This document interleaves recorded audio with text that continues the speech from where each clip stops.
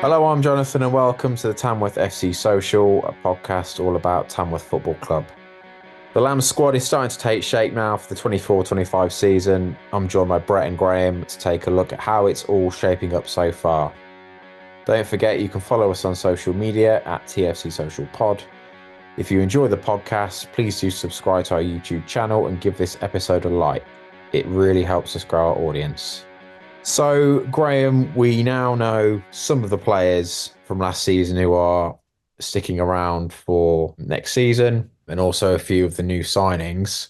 What are your initial thoughts on the list so far? It's pleasing that we've made a lot of progress in terms of getting people signed up so early on in the pre-season, which is something that we haven't always done. And clubs seem to have been kind of fairly receptive to letting people know this time, which I think is really good. So credit to the club for actually putting out some posts and stuff on social media and getting a bit more coverage out there.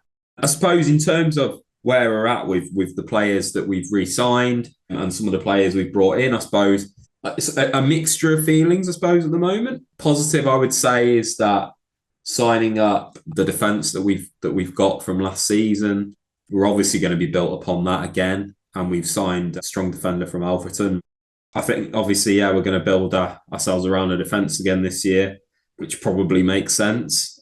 I suppose where I would like to see a little bit more of is, can we bring in a couple of players with National League experience? Is that possible? Perhaps we're not able to tap it right into that market because there is so many full-time clubs at the moment. And obviously we've gone down the route of getting in some really, really good part-time players. But yeah, it's good that we've got the core of the squad there from last year. And just be interested to see, when I looked at what Andy Peters said, a squad of 24. We'll see who gets signed, whether it's there's a couple more existing players that we bring on, and also some new ones as well. One that I would personally like to see sign is Beck-Ray. He adds a dynamic to the team that we need. And obviously Tom McGlinchley that's come in is a left-sided player as well. But I think it'd be good to see Beck-Ray over the line. Also Nathan Shakuna. But yeah, I think we do need a little bit of National League quality as well sprinkled in there to help supplement us. That team has been built over the last 2-3 seasons and they've earned their right to have a chance. They really have. Good to see a couple of players getting a couple of year contracts as well. So yeah, sort of repaying the faith. We make it that it's Jazz Singh, Tom Tonks and Kai Lissamore among the current squad of players who have got National League experience. There might be a couple more we've not mentioned there, but what do you think, Brett? Would you like to see more players with that solid fifth tier experience come in? Yeah, I think, first of all, I completely get the signings that we have made. You know, they've won us 2 league titles, so they absolutely deserve the opportunity to be playing in the National League. But that is, I suppose, at this stage, that is a little bit of a concern in the sense that it's obviously a massive step up.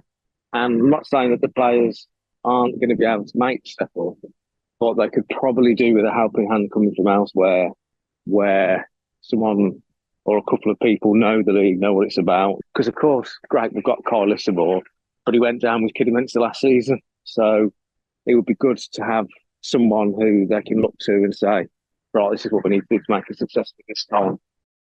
Yeah, I think for me, the two that are missing at the moment are another strong centre midfielder, someone who's got that National League experience. They're going to cost money, of course, where you've got to have a bit of luck. And also a striker that's got that sort of bit more of a pedigree at that level. And that's not to say that Creaney can't do it. I just think we need that little bit of experience in there that we are going to need potentially to change it up in the National League. So those would be my areas that I would be wanting to target at the moment. I think that up front area is quite interesting at the moment because this is a team whose top scorer last season was a wide midfielder in Carl Finn. And although Dan Creaney has scored lots of goals over his Tamworth career, this is now another level up the pyramid where he's going to, have to get used to the higher quality. one of the new signings, Miracle Okafor, he's another player. He's essentially jumping two divisions by joining Tamworth. But, judging on what's been said on the Tamworth website, there was interest from fellow National League clubs and National League North clubs. So, I mean, he's clearly got talent, and Tamworth have got a bit of a coup, Andy Peake said as well. But I guess it's just, this is quite a lot of pressure on quite a few players. With Miracle, it's the fact that we paid money for him. That in itself is a statement that we've really seen something that we're impressed with. But I would be concerned about at this stage, where 20 goals a season are going to come from. I suppose for me, you can look at it two ways. They're exciting players to come in. So McGlinchley and Miracle, both exciting players in their own right, who are jumping up two leagues. They're not proven at this level. So that's the downside. But the other side of it is it's almost like they can go out there and prove themselves, and nobody knows what they're about. They're going to be a surprise to teams, and we don't really know what they're about. I mean, I know a little bit about McGlinchley from time at Colville, and I've seen him play a couple of times against Tamworth, and he is a very, very good player, and he'd certainly be able to hold his own in the Conference North. So I'm hoping he can do the same in the National League. But yeah, I guess it's that sort of slight uncertainty of, we don't know if these guys are going to be able to make that step up. But I trust in Andy Peakes. And as Brett said, we've paid a fee for Miracle. There's a lot of teams that were looking at him. And he obviously saw something in us that made him want to come here and take a chance. And perhaps maybe it is that opportunity that, he's not going to be around lots and lots of experienced National League players, but he is going to be around a squad that's on the up and got some momentum, and it's an exciting time. We are a more attractive proposition right now. That's how we can attract some of those, the better players from the leagues below. There's also players I'm really looking forward to see next season, like Beck-Ray. I think he could be a fantastic player for the team. Looked really exciting at the end of last season. And then, as we talked about at the start of the episode, that very, very, very successful defence, there's several members of that already committed to the club for next season, including Matt Curley and Jordan Cullinane-Liebert, are on 2-year deals. So there is a very solid foundation there, isn't there? And I always think you're better off being a solid team defensively for going up, rather than a team that relies on scoring numerous goals every game. You look at the defence, the back five, really, really happy with. Nothing got past that defence last season, and then we've added some depth in it as well with Diggy from Alfreton, so that's a positive. I think we've got some good pace going up and down the wings with Beck-Ray and Oru. We've got Tom McGlinchley, we've got Carl Finn, and that's without if Acquire returns. You've got Milnes in the heart of midfield. I think he needs probably someone stronger with him. I think we do need more going forward, because it's great if no one's scoring against us, but we have got to win some games. Still many weeks of the summer left. We haven't talked about Nathan Shakuna, have we? I mean, he was a player last season who, for portions of the campaign, looked really good.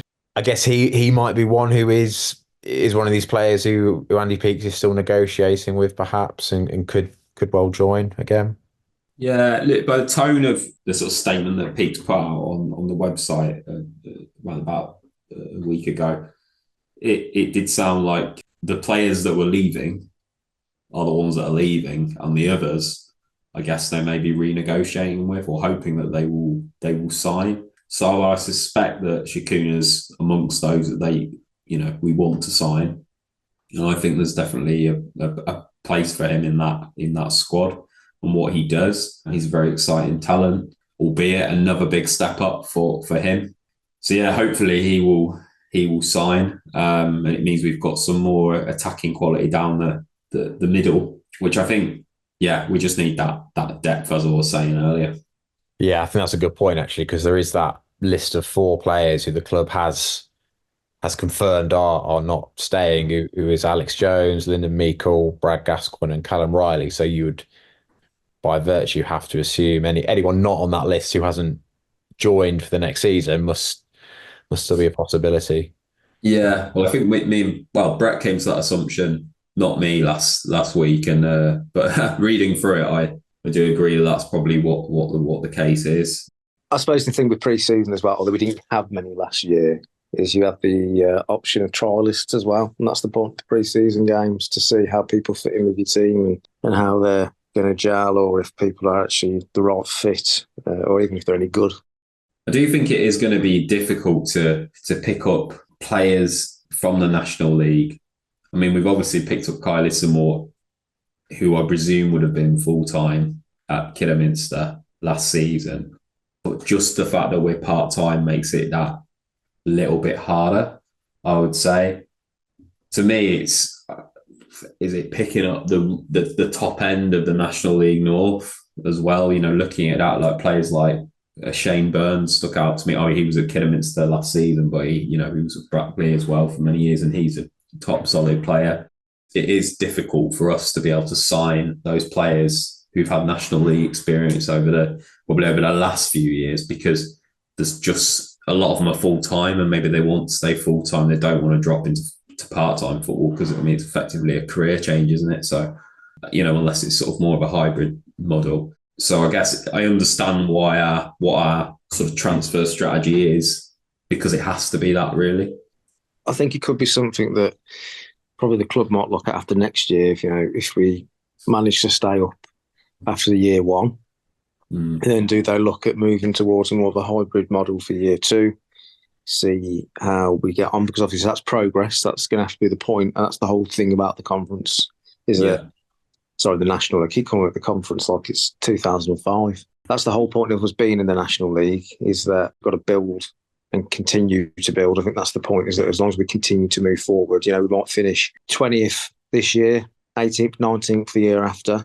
Then we might have to look again after year two and go, right, okay, we've gone from part-time to maybe a hybrid model. Now we're going to try more of a full-time model. It's just about balancing your income, staying competitive, looking who's around and what's around and what the options are, I suppose.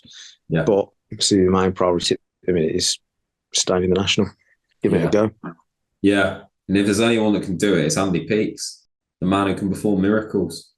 Well, he's literally got a miracle on his hands now. I was literally going to say that. Good call. That's all for this episode of the Tamworth FC Social podcast. Thanks for listening. You can follow us on social media at TFC Social Pod. If you enjoy the podcast, please do subscribe to our YouTube channel and give this episode a like. It really helps us grow our audience. Until next time, goodbye.